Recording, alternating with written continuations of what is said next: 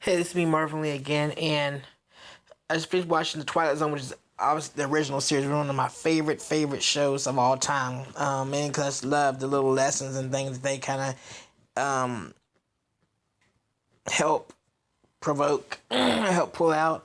And today's story was called The Mask, and it says wealthy Jason Foster invites his greedy heirs to a party where they must wear a mask he made for them or else be cut off from their inheritance. So basically this man is dying. He has his relatives come to see him all basically, and they're just all basically waiting for him to die so that we can go and inherit his money. But he has one final little thing for him. So in order for them to get his money, they're gonna have to wear these masks that he had created. And these masks, supposedly what he tells them is that they need to pick out a mask that represents, the exact opposite of what they are. And so, of course, these people are he chooses the mask for them, actually, and gives it to them. And basically describes these masks actually as the people actually are. But of course, he's being sarcastic. So he's like, but you're nothing like this. Like how he told his daughter how she's like totally, weak and only gives into whatever little hungers that she needs to fulfill to, I don't know, whatever. Just basically, he did really well the way he quoted it, and how his daughter is very weak-willed, weak-minded.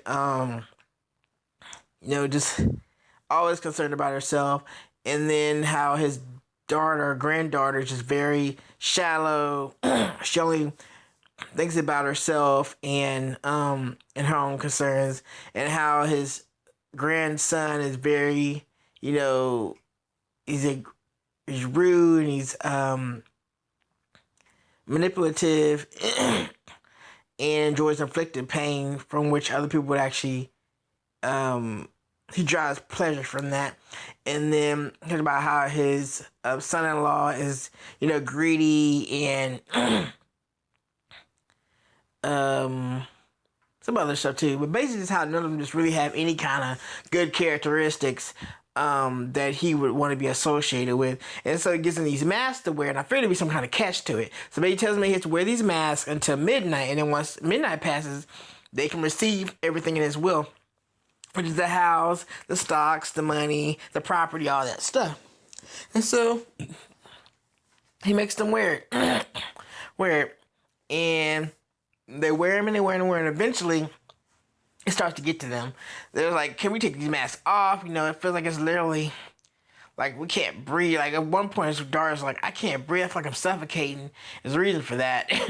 And he finally kind of gives like his last little lecture about how he feels about each person in the room. And he's like, you know what? Fine. You met your part of the bargain. I'm now dying. I'm gone. May God have pity on your soul. And so, they find out, they realize, okay, now he's dead. And of course, they're like, yeah, he's dead, whatever, cool.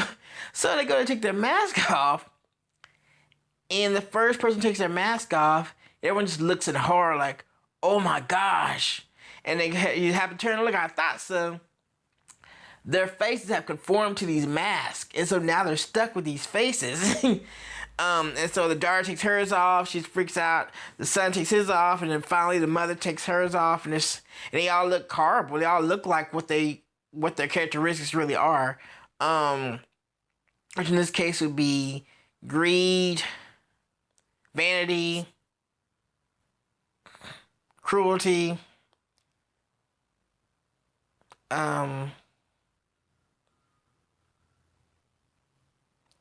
I'm gonna say lack of self-respect, but I don't think that really good was in there.